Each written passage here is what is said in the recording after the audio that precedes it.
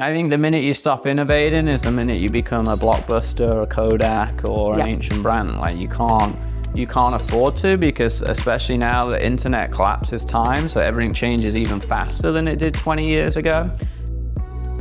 Welcome to the B2B Breakthrough podcast. We're here to bring you all the best knowledge, insights, and strategies from e-commerce experts, successful business owners, and the team at Alibaba.com that you'll need to grow your business and achieve your next big breakthrough. I'm your host, Ciara Cristo. Today on the B2B Breakthrough podcast, we're joined by Rudy Mawer, the CEO of Mawer Capital, the man in red and celebrity marketer who's helped raise over $200 million in revenue for brands. Rudy, you want to help us with a little bit more introduction on what you've done? Yeah, it's great to be here. The short summary is started in England, always entrepreneurial, moved to America, grew my first $1 million company in my mid-20s, took that to about 8 million. And then since then, I've generated tens of millions of dollars for my own brands, and then hundreds of millions for other companies, took e-commerce companies to $1 million a day in revenue. And then built a big online brand, 1 million followers, top 5 podcast, Amazon Prime TV show. And I enjoy the online marketing game and building brands. So you're doing all right. I'm doing okay. I'm on the way. I love it. Now, I was doing some research and following some of your content. And you talk a lot about a winner's mindset. Mm-hmm. Now, just to kind of ground us in where we're at today, what 2025 has in store for us, what is your mindset today and your outlook for the year? Sure, yeah. So I grew up in a family of pro athletes. My mom was a gold medalist in triathlon, and my dad was the Great Britain team manager for the Olympic team. So I spent every weekend and holiday was with Olympic athletes. Oh my God. So that gave me this winner mindset, right? And it's funny because I think sport correlates so much to business. And winning in sport and the mindset to win in sport is the same in business.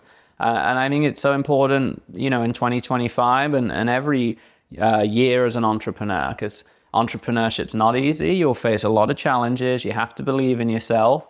And it's the same in pro sports. You train 4 years for an Olympics and then you get sick the night before, or you hurt your ankle a week before. And now it's, 4 years, you'll come back again. So you need that resilience. And you need the same in business when an employee steals from you, when logistics go wrong, when a product gets stuck at customs for a few months. It's resilience and the mindset. That's cool. So how, you mentioned you started really young and you started really strong, really young. Yep. So what was that landscape when you started, the marketing landscape, the entrepreneurial landscape, and how has that changed? Sure. I kind of grew up with social media, not like the kids these days, but as a teenager, Facebook came along. I was always entrepreneurial, so I was selling in school. And then I started, as soon as I could, I started a business at 17, a fitness business. And because I actually had an online gaming community as a teenager, so I was really good with websites, computers. So I built a website, ranked #1 on Google, and did very well as a 18, 19, 20-year-old. And I started taking all that money, buying real estate properties as a 20-year-old. And then I built my first fitness company to about 8-9 million in revenue in my 20s with social media and Facebook ads. And it was much easier back then. 10 years ago, to answer your question, I was running ads and I was making 5-10 grand profit a day on the initial product. And now we teach, hey, you don't really make money on the first product, but you get the customer and you make money over time, selling more to that customer in what's called lifetime value. But yeah, back then when Facebook was just starting and ads were just starting 10, 11 years ago, it was kind of like an ATM. You'd spend money and get more money back every day. And it was very easy there, easier then. Now it's very competitive. Everyone's running ads. Everyone's using influencer marketing. Everyone wants to be a personal brand. So it's a lot harder, but you just have to innovate. And the top brands and personal brands and entrepreneurs that innovate, they stay ahead. Yeah. I mean, in terms of staying ahead, you've had to stay on top of those trends and on top of the changing landscape more than I'd say the average entrepreneur, just in terms of coaching other entrepreneurs. Yeah. So how do you stay that one step ahead? And at what point did you realize that you had the information to pass on? Well, I mean, I've been fortunate because, after my fitness business, I got really good at marketing, and I kind of self-formed an agency because all my friends started wanting to hire me to run their stuff. So this created an agency, and through that we helped hundreds of businesses running their marketing. So I really got to learn like every type of business, e-commerce brands, software companies, local marketing, digital products. And then, that transitioned into what's now our big community and our coaching programs. And we have tens of thousands of members on all of our marketing coaching. So we get to see a lot of data, and we get to see a lot of industries, and we get to see a lot of what's working and not working. And it's like a mini sandbox environment, right? And also because now I own 7 of my own brands, my own companies and companies with celebrities, that also creates these environments where we're testing, and we're testing every day. And every day I have a call with my marketing team at 8 in the morning till 9. And there's about 200 ideas on a Monday board that are in the pipeline forever. They'll never really, it might come down by 20, up by 20, but it's never changing because we're never done. You're never at the finish line, right? It's like when these tests and projects are finished, there's already 10 or 20 more ideas. And when we run out of ideas, we set up a new call with my 12 executives, and we brainstorm for an hour new ideas. So, and that's marketing, that's business. Yeah, keeping that space fluid and always creating a safe space to foster new ideas. I think the minute you stop innovating is the minute you become a Blockbuster, a Kodak, or an ancient brand. Like you can't afford to, because especially now the internet collapses time, so everything changes even faster than it did 20 years ago.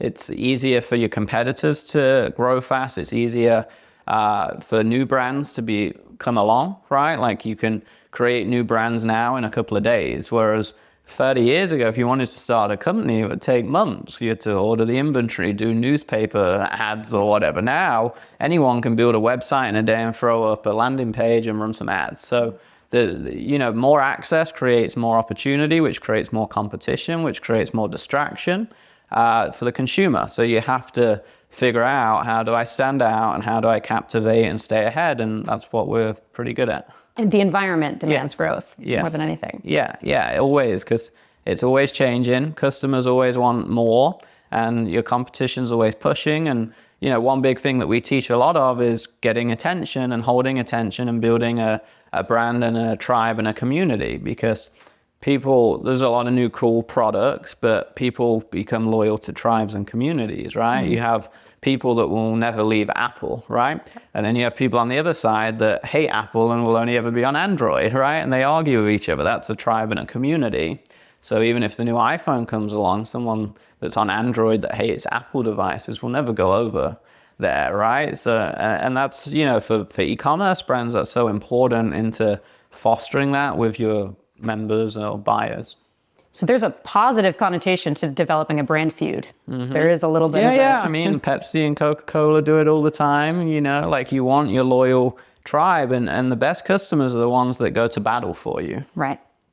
That's cool.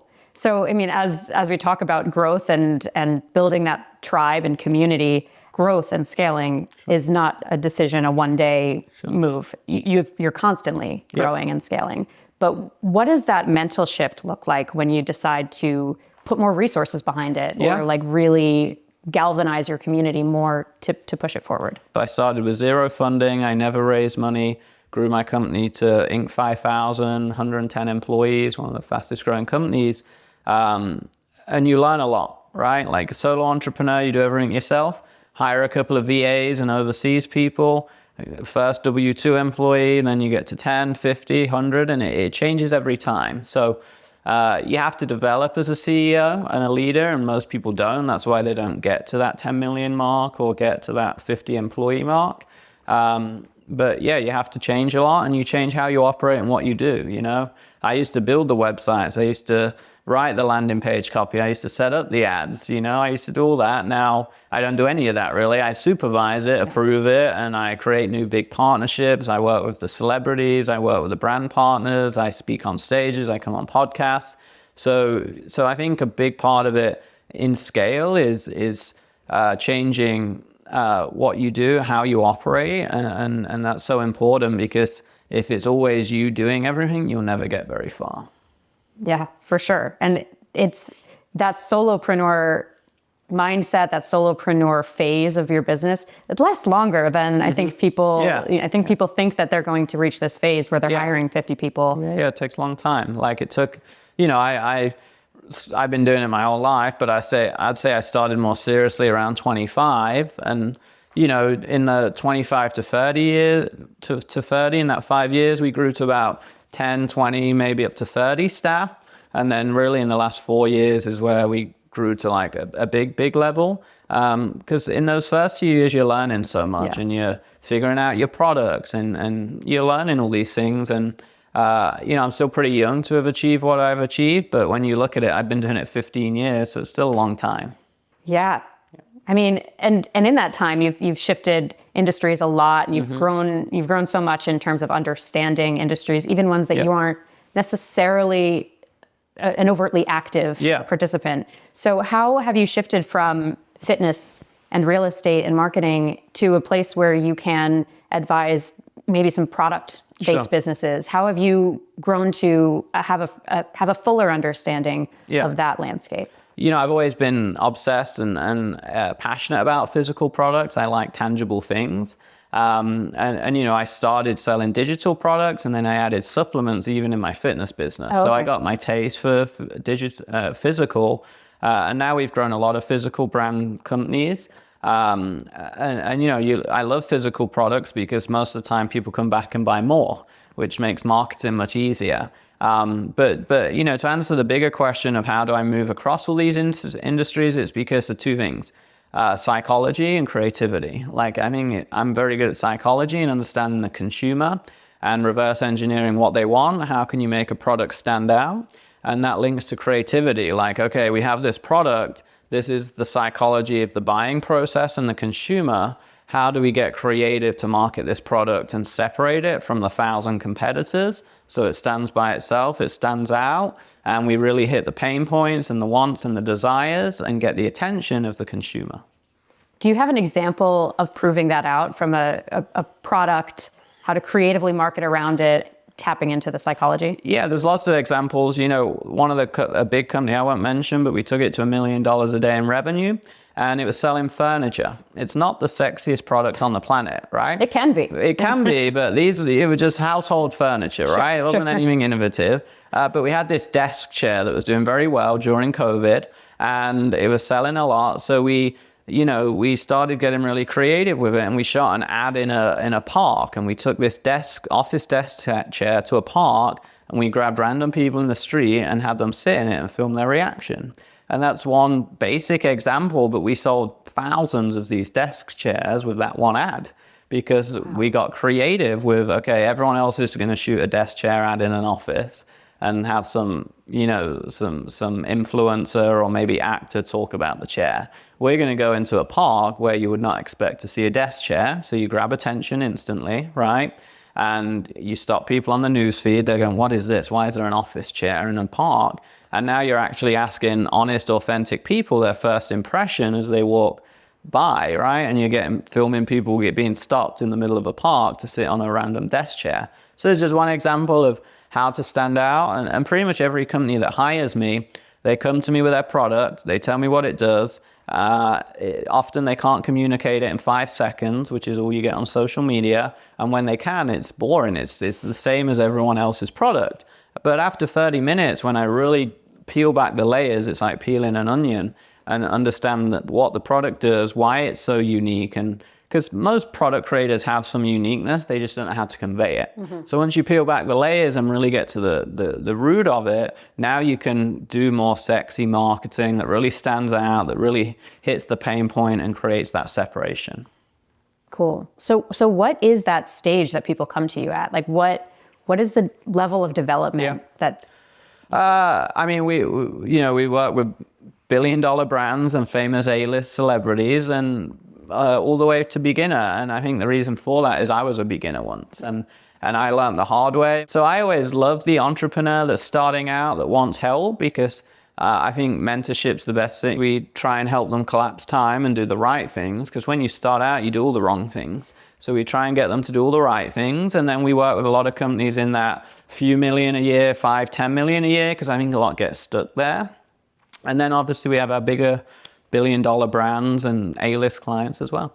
So when you're in that early conversation, seeing a product that's pretty young in its development, how does that conversation work in terms of the psychology that we talked about? How do you talk to a business owner who has so much passion for their product, but is so green without breaking them down? Yeah, you've got to simplify. So it's like they come with all the ideas and stuff, and I like to simplify business, especially online business. 99% of them, you need to be able to drive traffic, right? How are people going to see it? That can be social media, influencers, ads, email, TV ads, podcasts. It doesn't matter. You need to drive traffic. You need a place to drive that traffic, which is normally called a landing page, right? A clear place that people can go through it, read about it, learn about the product, and actually buy the product, right? Mm-hmm. And then you need to hopefully have upsells after that, right? Because most businesses won't be successful selling one product. They'll need more products. So then you need a way to increase what's called lifetime value, and especially in e-commerce, it's very important. So how can we sell them more? So it's 3 things, right? And so I get everyone to focus on those 3 things. How are you going to drive traffic? How are you going to sell the product, right? Landing page, a video on there, a webinar, whatever it is, Shopify store or whatever. And then how are you going to sell them more products, okay? And as long as you get those 3 things right, nothing else matters. Take out the blogs and all these random things and the logos, just those 3 things.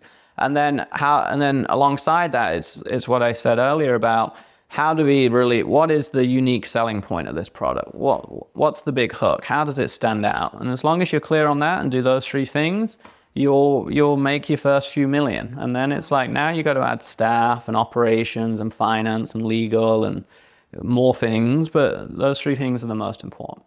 And part of that, you kind of alluded to this, having the blog and all of this, the extraneous details. Yeah.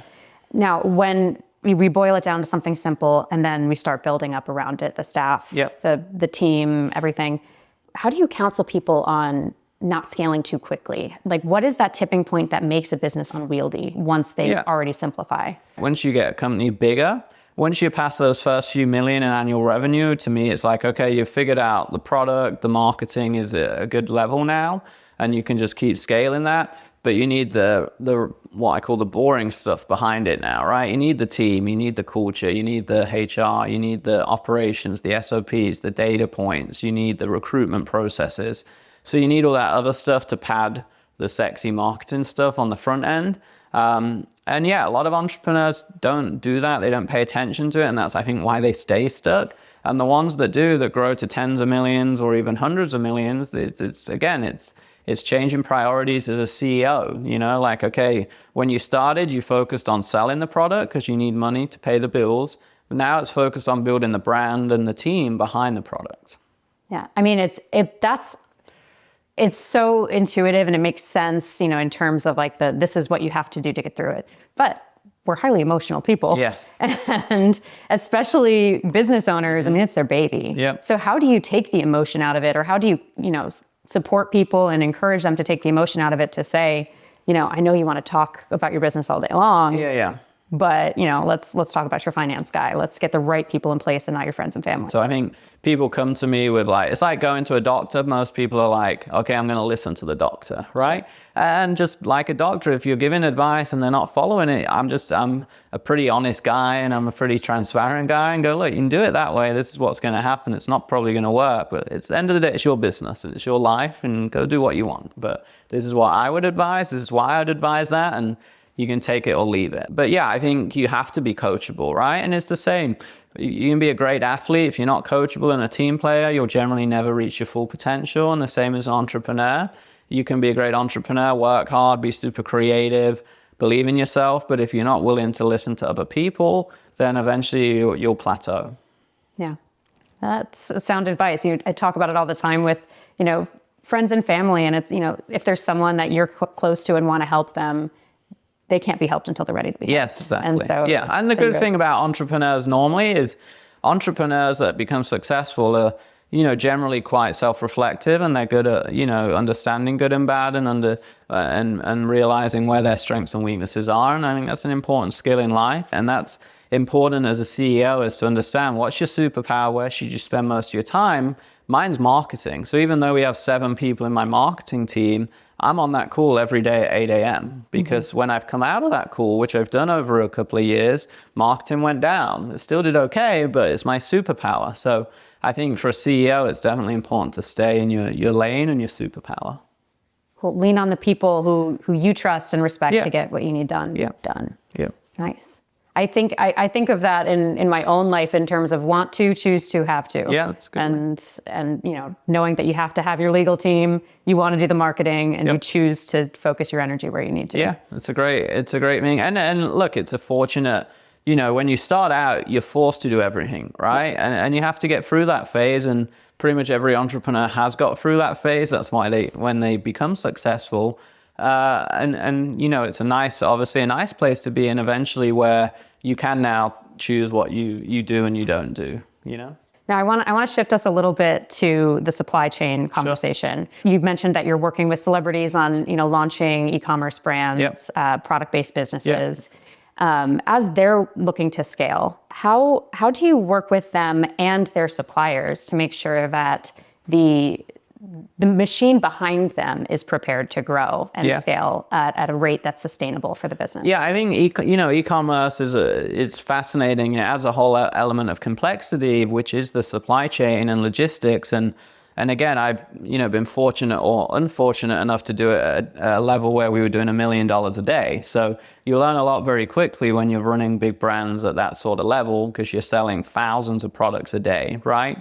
As a marketer, when you start out, you just want to sell everything. You're like, let's sell it all and we'll figure it out later. And then eventually you're like, you have to have a yin and a yang, right? So you still want to sell it all, but you got to have that end tight. We brought in a lot of logistical experts that had worked in big brands and operations for 20, 30 years to help with that. Because again, that wasn't my superpower, right? And working with good, partners like yourself that understand it, have the connections, and I think the most important thing, which you do well, is having trustworthy vendors, because every vendor and manufacturer will tell you what you want to hear before you sign and pay. And once you pay, it can become a very, it's a bit delayed. We're still missing this part to make it. They'll give you 101 stories why it's late. It's so important to go with the trusted vendors and suppliers. And that's why we work with you guys, because you have them. Because the worst thing you can do is sell 1,000 of them because you got told they'll be ready on March 1st. You tell your customers that, and then you get a call, bad news, this part, the bottle lid is missing, so it's going to be April or May now. And, now you're on a back foot with your customers, right? So, it's very important to master it. It's very important to hire experts or work with experts like you that can guide you, and then use trusted sources and vendors like we do with you, because especially when you start playing big, it can ruin your whole business if you get it wrong. Yeah. And so to infuse a little bit of that psychology we talked about earlier into this conversation with supply chain, we talked to a lot of folks who have great relationships with their suppliers overseas, and they're sending Christmas cards to one another, have this great rapport. But how do you, in these conversations where, like you said, they'll tell you what you want to hear.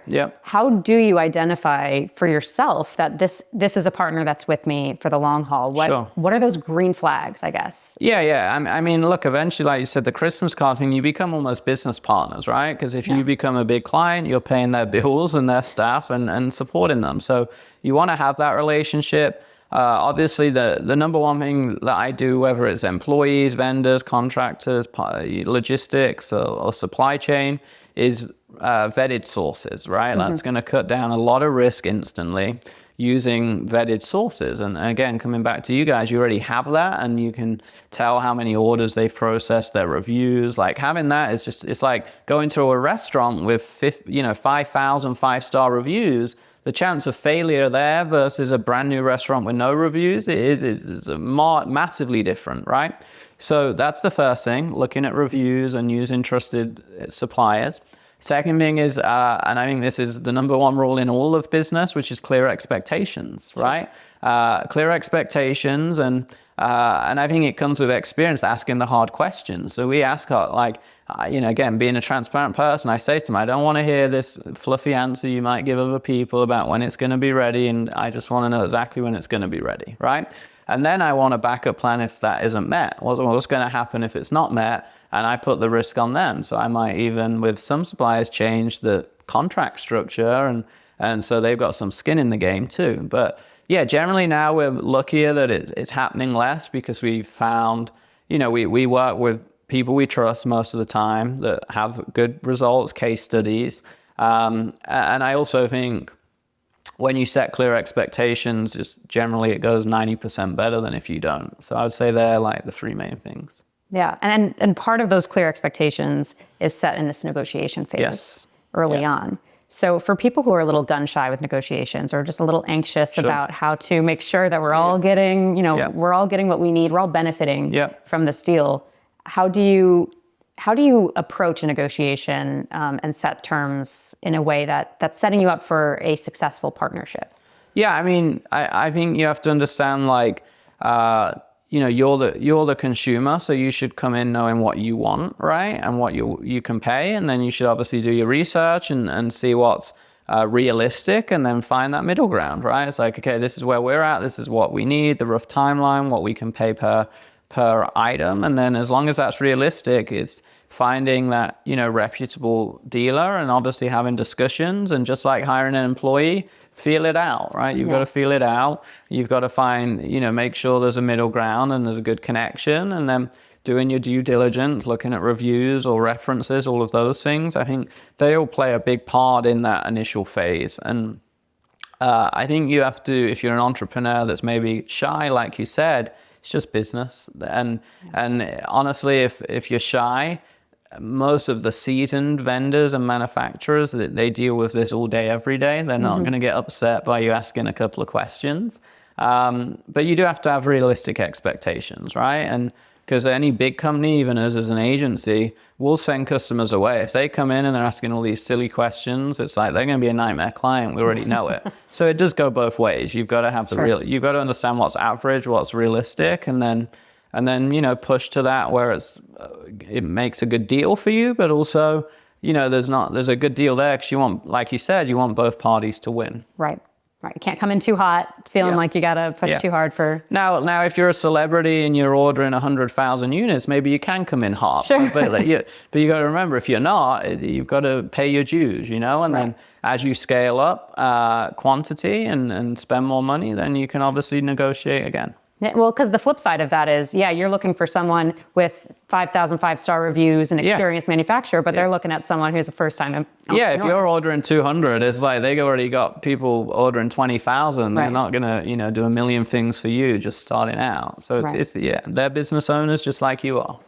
Yeah, that's great. That's really helpful advice, I think, because just myself as someone who is maybe a little bit nervous going into a negotiation, because it feels like you're putting all your cards on the table, but it's someone who wants to benefit from this relationship just as much as you do. As you're working with celebrities and creators, for those who aren't already capitalizing on their captive audience and creating brands, how do you recommend they start and really create something new for their audience? Yeah, I think it's a great question, because when we meet those people, I always tell them, hey, you've done the hard work. You've done what 99% of brands want to do, which is build a captive audience.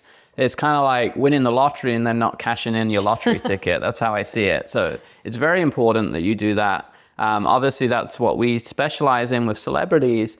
And the way we go through that process just quickly is understanding first your audience. So who's your audience and why do they follow you? Okay, great.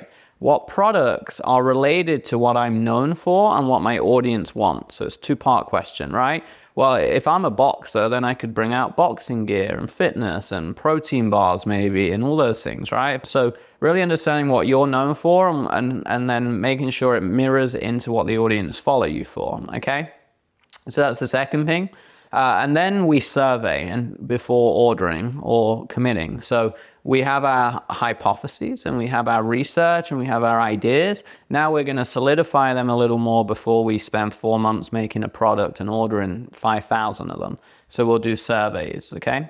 Instagram polls, email. If they have an email list, we'll email, right, for example. And then we'll start generally after that by doing a minimum order, like a minimum viable product with a minimum ordered quantity where we're going to test it pretty quickly.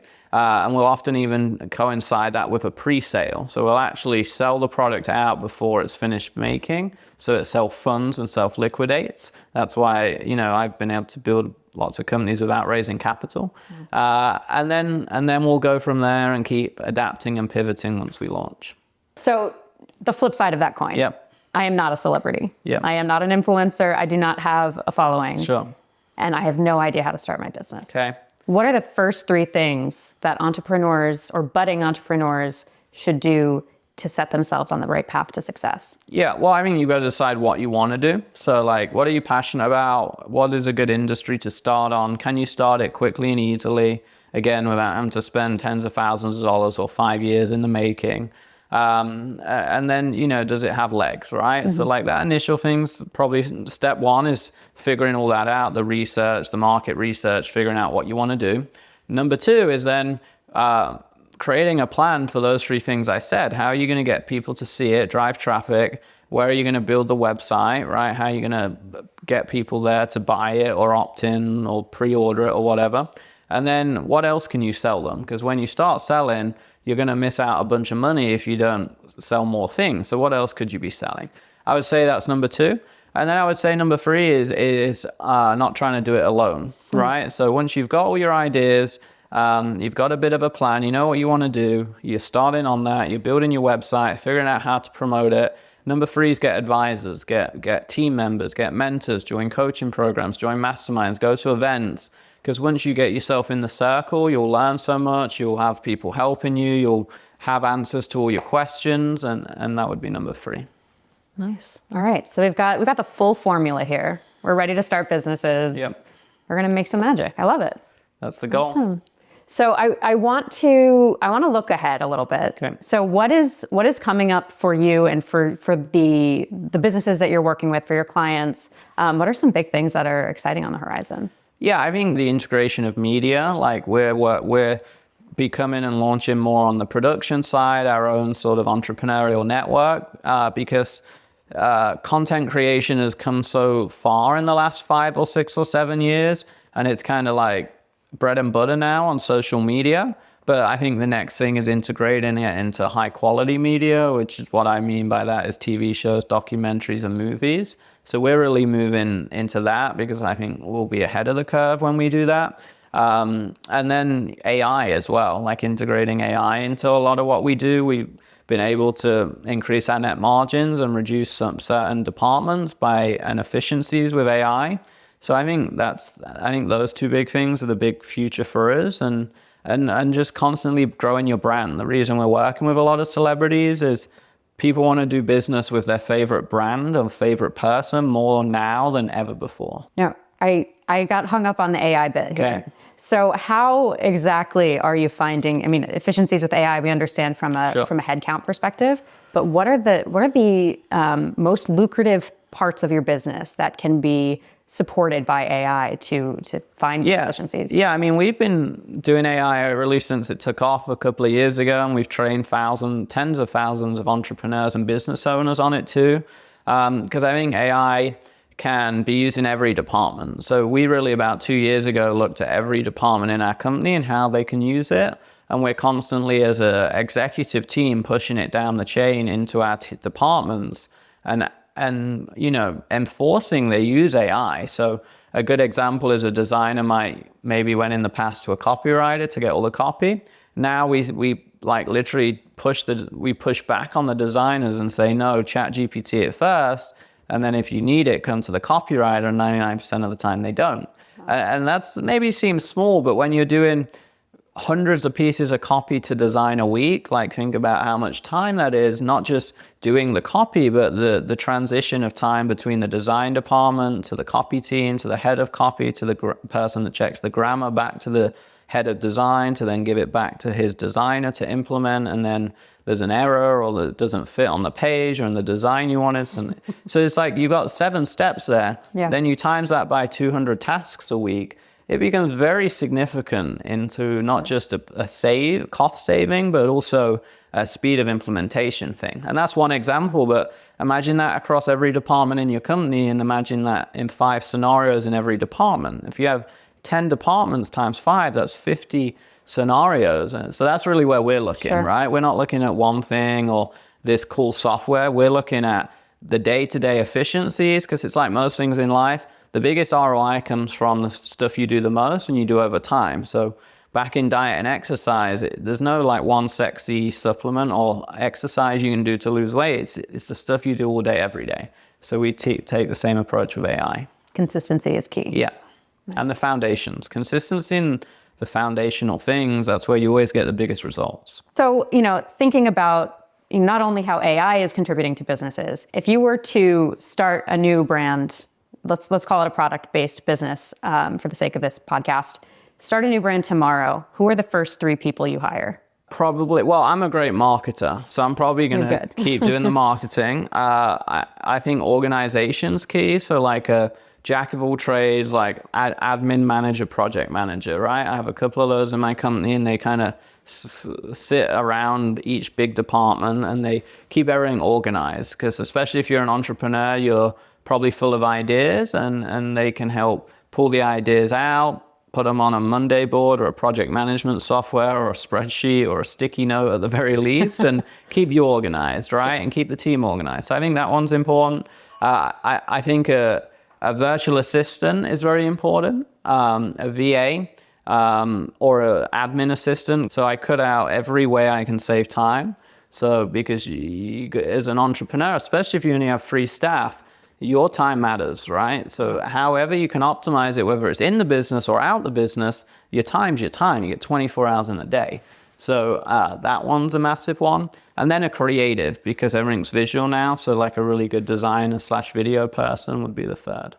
Great. So this isn't including operations and logistics. When you're 3 people, you're probably doing most of that. And your project admin person's going to be helping with that. Yeah. And look, I'm pretty good at ops and systems, so I actually like to do them and build the process, which is why I wouldn't have those as the first 3, because I want to go through it all. I want to work with the manufacturers. I want to negotiate. I want to build the operations and system side, and then eventually someone will come in and run it for me.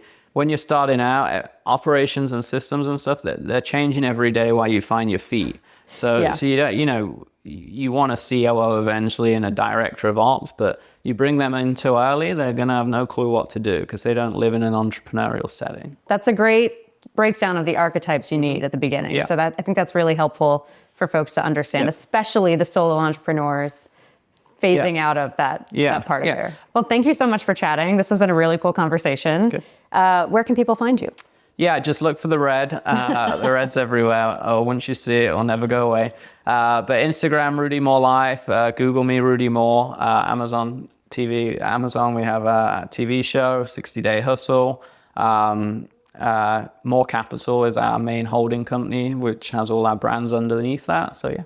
All right. He's all over the place. You'll find him. Yep. All right. And we'll share some links as well. Great. Awesome. Been a pleasure. Thank you. Likewise. Thanks, Rudy. Thanks.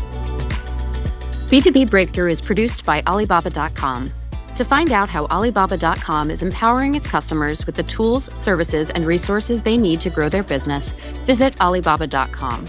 And then make sure to search for B2B Breakthrough on Spotify, Apple Podcasts, or wherever you find your podcasts. Make sure to follow us so you don't miss future episodes. On behalf of the team here at Alibaba.com, thanks for listening.